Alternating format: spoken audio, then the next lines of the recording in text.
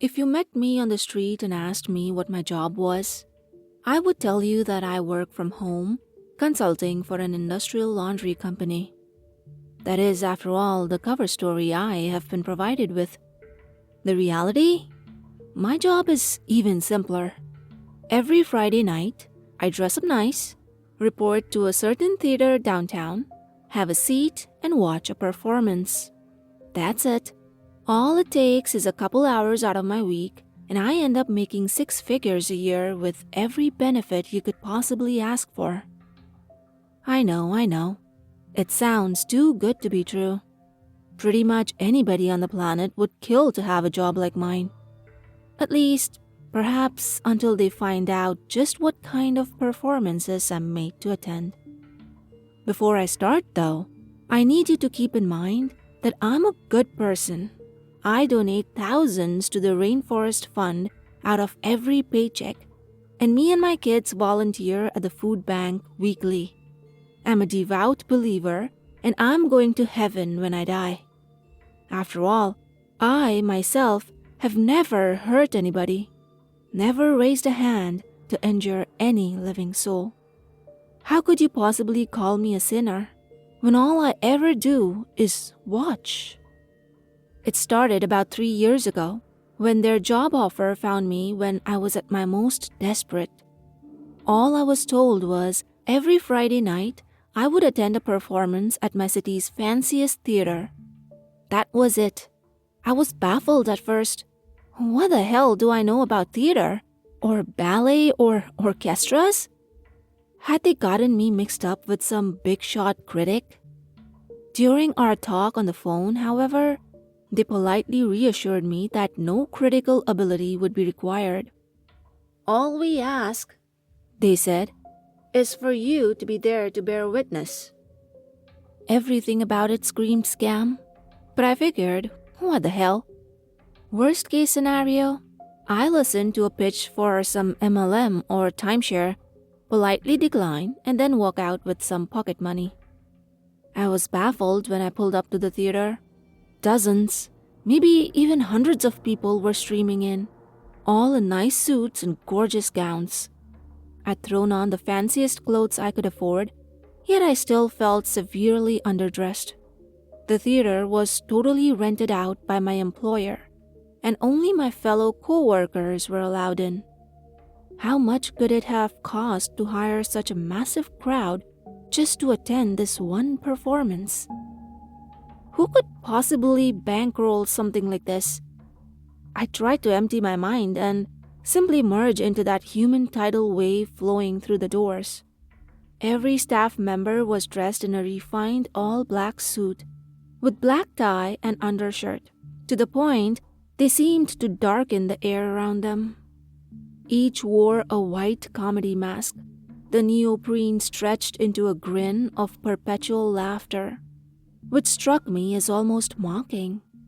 They demanded that we hand over all electronic devices, even patting us down and running a metal detector over us. Then they reminded all attending not to leave their seats under any circumstances during the performance, recommending we take bathroom breaks before the show started, and to remain quiet and to keep our eyes open. They kept repeating the same mantra. No distractions, no diversions, no lapses in concentration. Remember, you are here to bear witness. If I'd been alone, I would have left right then and there. There was a tickling in the back of my brain, some primate part of me screaming that there was something terribly wrong here. But mob mentality is a hell of a thing. Everybody else seemed calm, nonplussed, handed their phones over without a fuss. There were a few holdouts, probably other newbies like me, but eventually, they too relented. If everyone else is going along with it, I figured, why shouldn't I? Who wants to be the one single paranoid bastard who missed out on an easy paycheck? Stepping into a gorgeous theater like something out of 3 centuries ago, I was most struck by the make of the stage. It looked like the back action of a piano, strange levers and mahogany hammers looking like fingers manipulating countless lines of piano wire, some over a dozen feet long. All the taut wires, stretched in bizarre formations across the stage, reminded me somehow of a spider's web. I could not fathom a machine so complex, yet with such little apparent purpose. The nature of the performance always varies. Sometimes it's a work of Shakespeare, a ballet, an opera, hell, even a puppet show. That day, it was a concert featuring a small chamber orchestra of around 35. Students, it looked like, young and inexperienced, with a nervous air about them as if this was their first time performing before such a crowd. Mostly a string section, plus one of each woodwind, and just a couple each on horns and percussion. The conductor was one of the staff members in the comedy masks. I was baffled. Who would put forward this much cash just for a small green orchestra to play in such a massive, prestigious venue? One of them must be a billionaire's kid, I figured. It was the only explanation.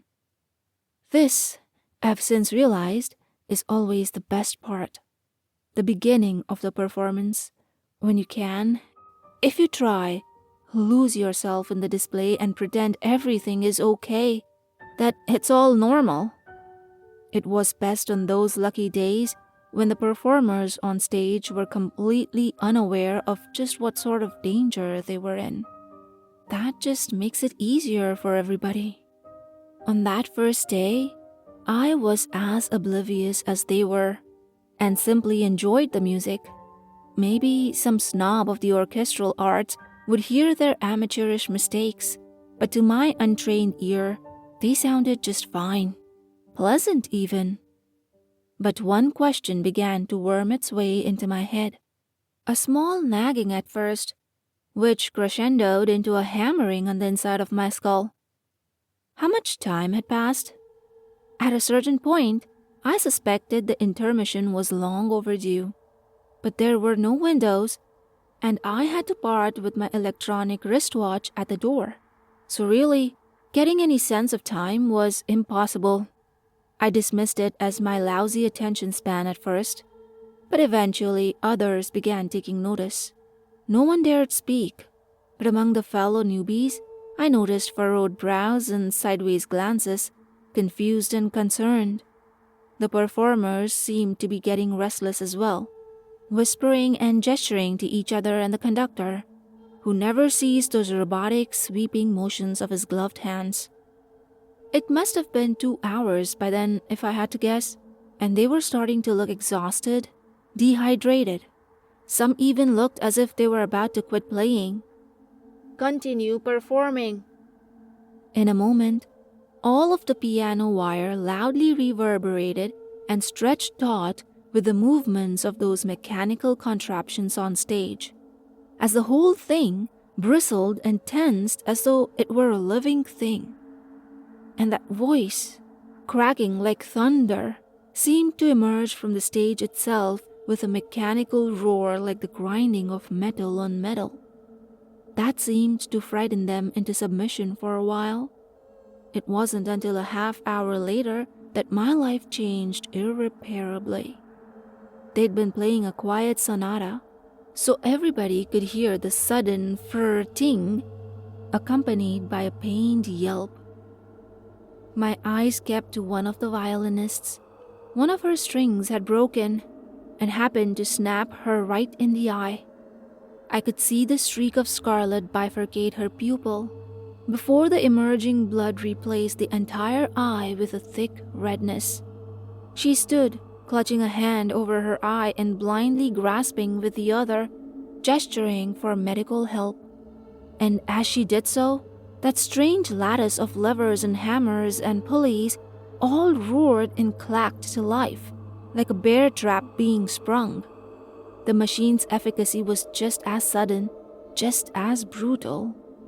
Those clockwork edifices moved like a pair of robotic arms, aiming a wire for her neck, as if trying to garrote her. But they moved at such a speed that the wire seemed to pass through her, like she wasn't even there. For a moment, she seemed fine, unaffected, as if nothing had happened at all. And then, things began to fall off of her. Her head, severed at the neck, alongside the hand she'd been holding over her eye, and the very fingertips of her other hand with which she'd been grasping a little too high. All had been cut cleanly, with surgical precision. Time seemed to slow as they all went clattering wetly to the floor, and the girl's body soon followed, as if it took a few moments for gravity to set in, or perhaps for her body to realize she was dead.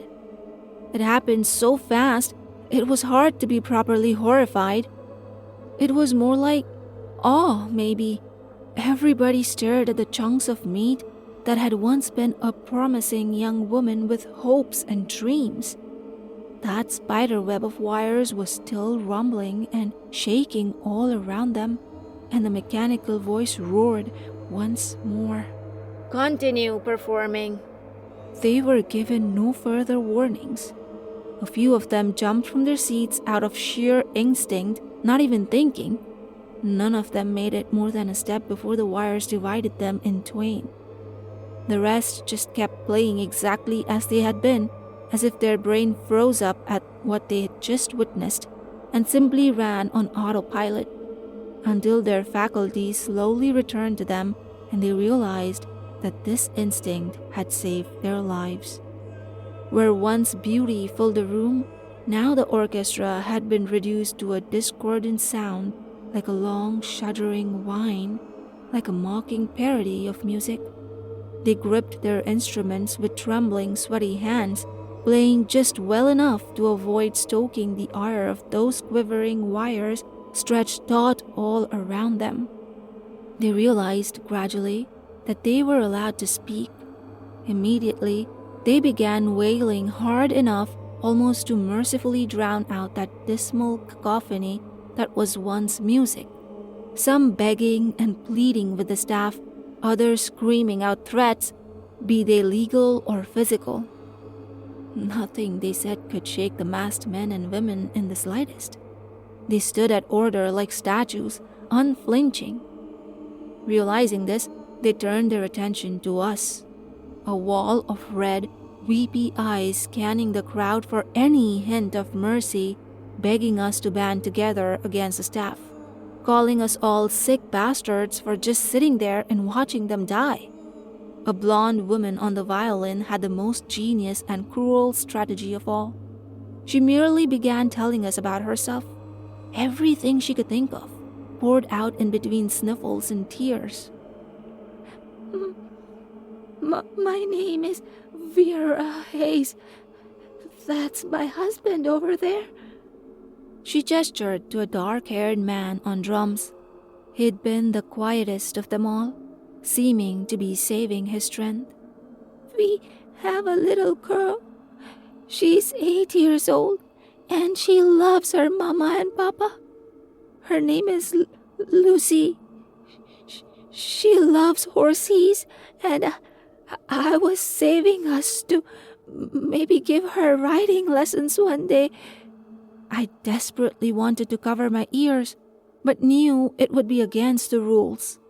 Why can't she just shut the hell up?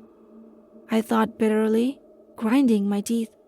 I truly hated her more than I'd ever hated before. But why? Some dim remnant of my reason asked, "She's a victim here. She's done you no wrong." But I realized I hated her because she kept reminding me she was human, reminded me of what I was doing to her, what we all were doing to her, sitting here in complicity. And it almost worked too. I almost resolved to save her. But then came the boom of a gunshot from far behind me. The shot had come from one of the tragedians standing amid the upper gallery. I was certain. I almost made the mistake of looking back. Instead, I kept my eyes locked forward, and merely imagined who it was that just had their brains splattered across their seat. Had they snuck a phone in and tried calling 911? Had they tried making a break for it? Or maybe they just couldn't take it anymore and made the fatal decision to look away from the horror. I tried to distract myself by studying the impossible mechanism animating the blood-soaked piano wire. I couldn't figure it out.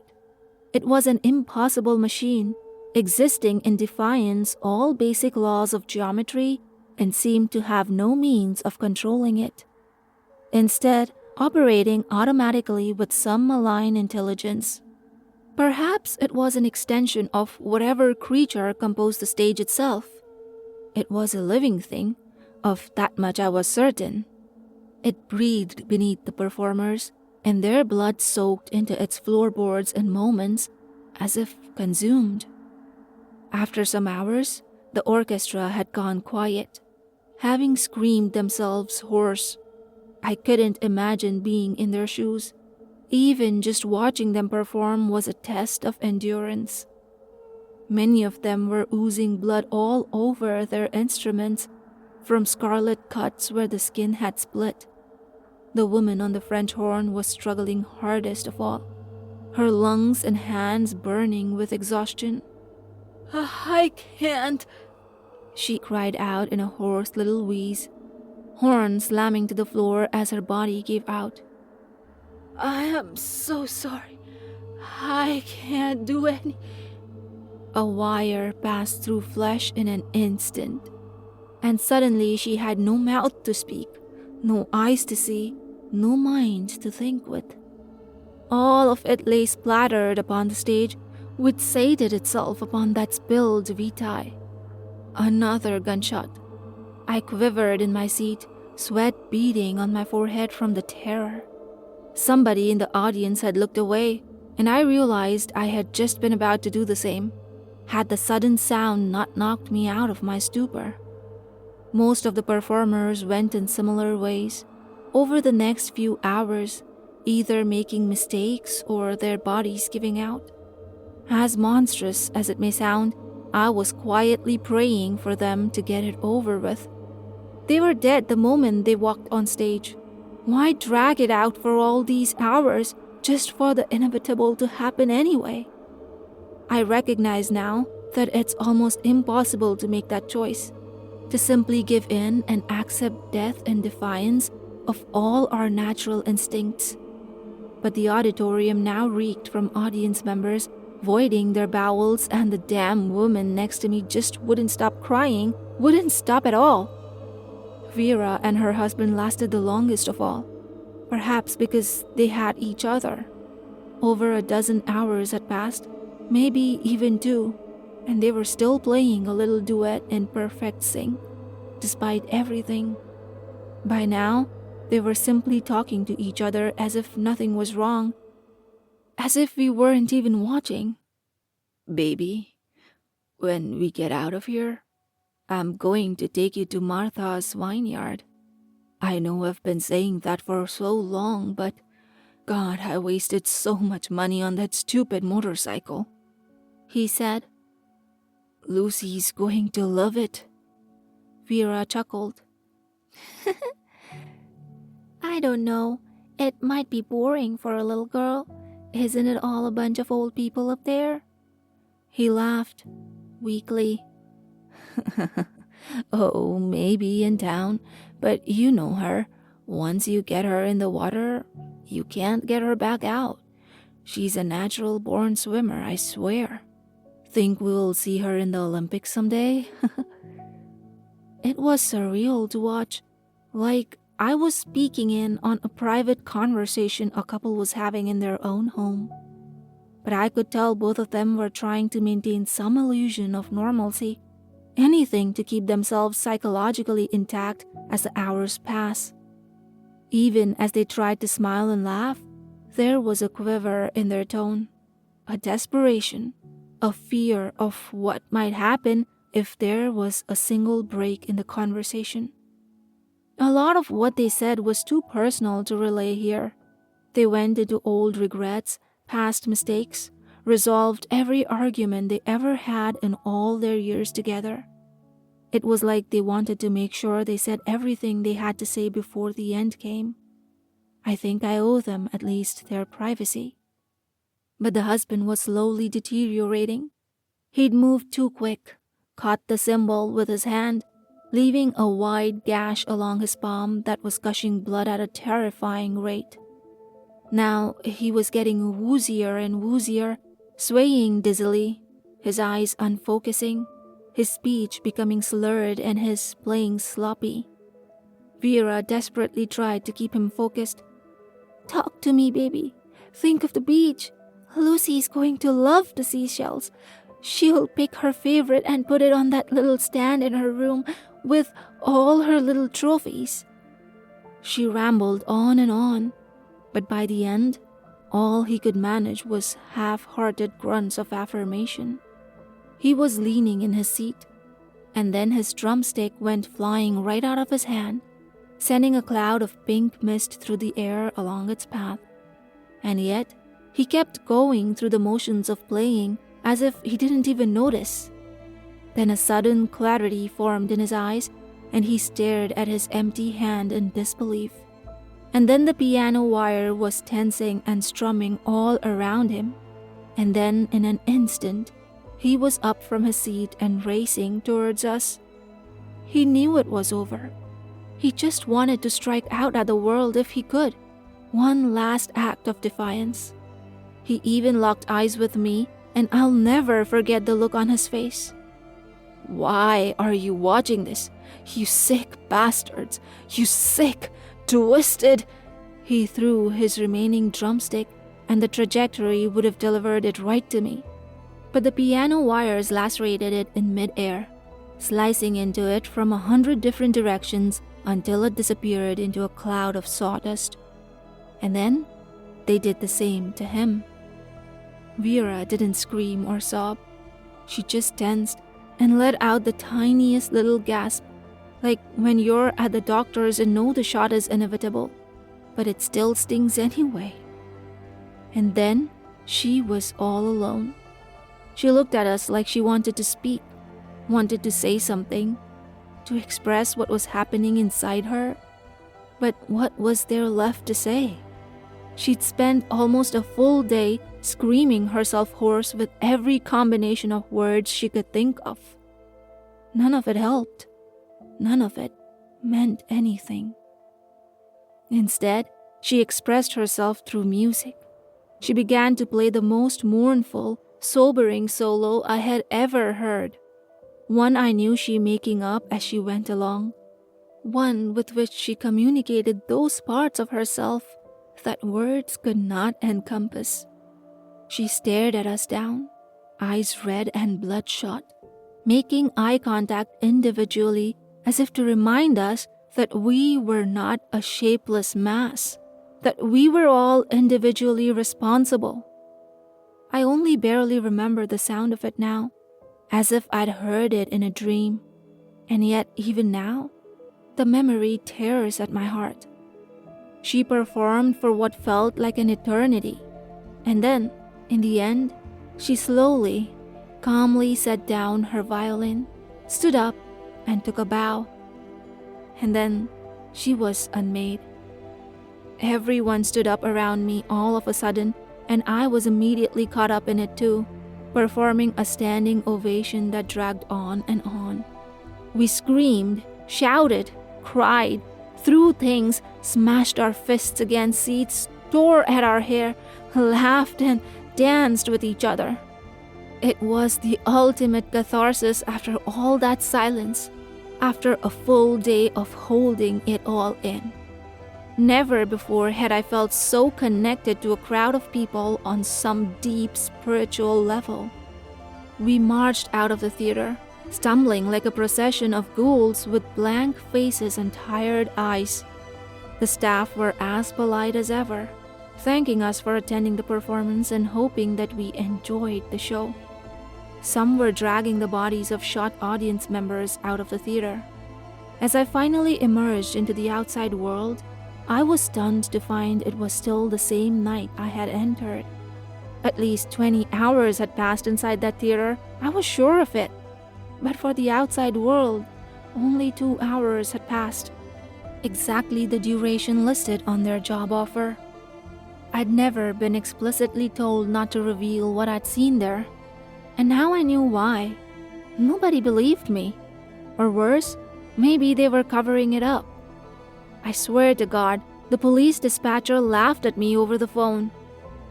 I swore I'd never go back. I'd been part of something evil, something unfathomable, and it would haunt me forever. But the next year was one of constant desperation, debt climbing as job opportunities declined at equal rates.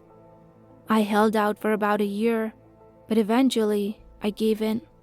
And to my horror, the next performance was easier. Now that I knew what to expect, and then the next was easier still, and the next. The performance is always different, but the end result is always the same. I have to remind myself that I'm not culpable for what they're doing there. All I do is watch. We watch people die every day, in the news and online. People suffering horrible fates, often in places our own countries helped to destabilize. How are my actions any different, really? We all have to accept that terrible things happen in this world, and all we can do about them is either look away or look the horror right in the eye. Is choosing to look away more moral? Or is it only more cowardly? And besides, wouldn't it be worse for them if there wasn't an audience? If they had to die there in the dark, alone? No one seeing, no one caring, no one remembering. After all, someone has to bear witness. The horror doesn't end here. The last paragraph of the story is enlightening. Think about it, and then choose your next nightmare.